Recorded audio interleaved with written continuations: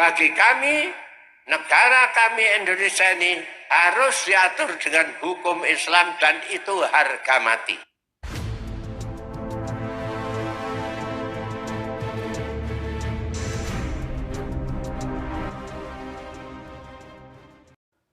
Assalamualaikum warahmatullahi wabarakatuh. Bismillah, alhamdulillah. Assalatu wassalamu ala rasulillah, la hawla wa la quwata illa billah, amma ba'dah. Saudara-saudaraku sebangsa setanah air yang saya cintai, saya banggakan. Beberapa hari kemarin saya membahas terkait dengan pondok pesantrennya Abu Bakar Ba'asyir. Pondok pesantren Al-Mukmin Meruki di Solo.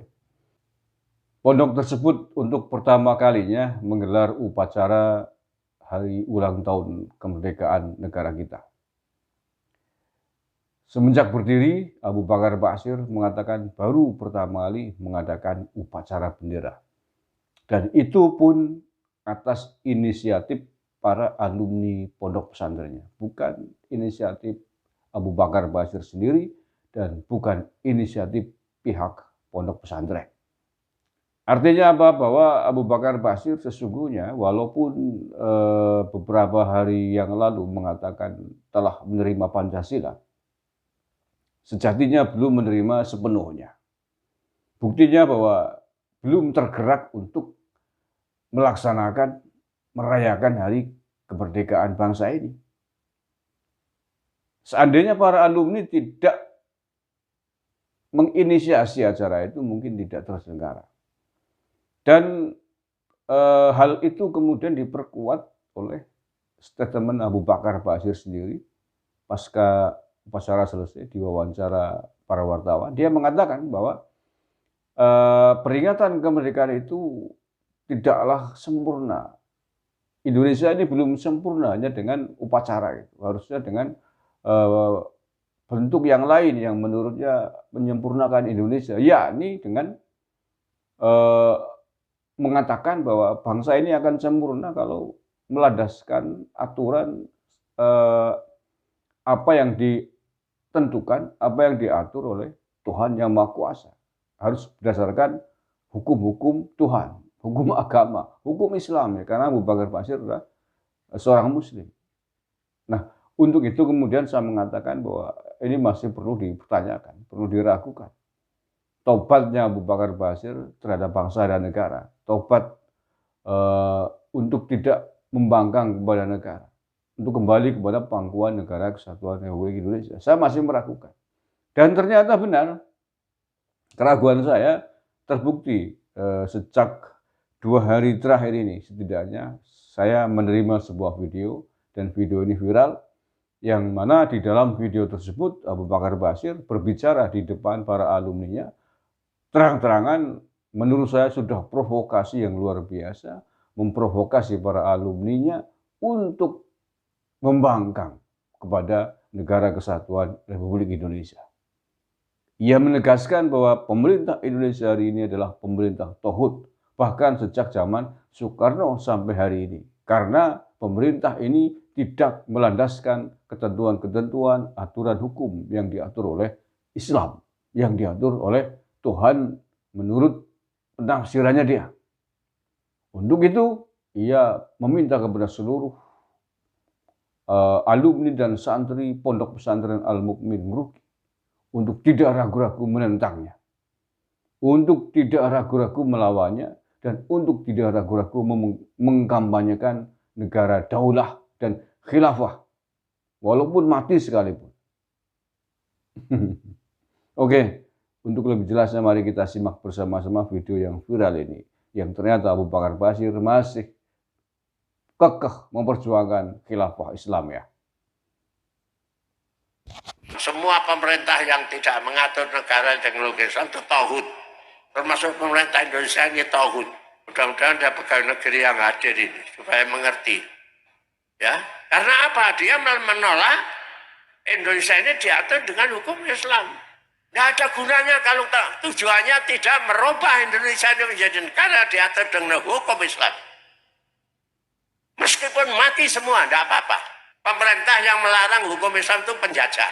Malah yang aneh sekarang ini mulai Soekarno, hukum tauhid dibuang, tapi hukum syirik ditegakkan, yaitu demokrasi. Demokrasi itu syirik besar, buatan orang kafir demokrasi itu. Ya memang saya teroris, katakan betul saya teroris. Jadi semua alumni Al-Mu'min ini saya ajak untuk berjuang mati-matian menegakkan Islam supaya kita bisa mengamalkan Islam secara berjamaah. Itulah arah perjuangan kita. Mengamalkan Islam secara berjamaah dalam bentuk khilafah. Jadi daulah dan khilafah.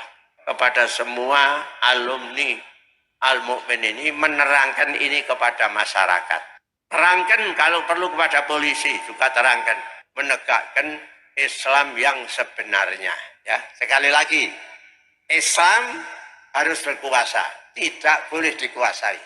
Bagi kami, negara kami Indonesia ini harus diatur dengan hukum Islam dan itu harga mati.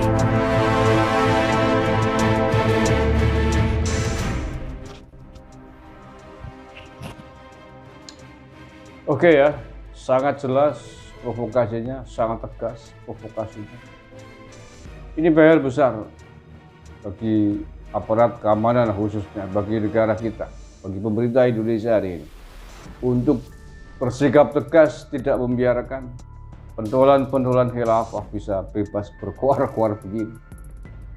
Jelas-jelas ini adalah sebuah provokasi untuk melawan bentuk negara kesatuan Republik Indonesia yang kita sudah bersemboyan.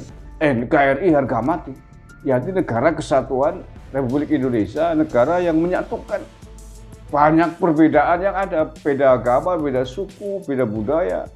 Nah, kalau kemudian semuanya harus diatur tunduk dengan hukum Islam, itu namanya memancing perang saudara Pak Abu Bakar Basir.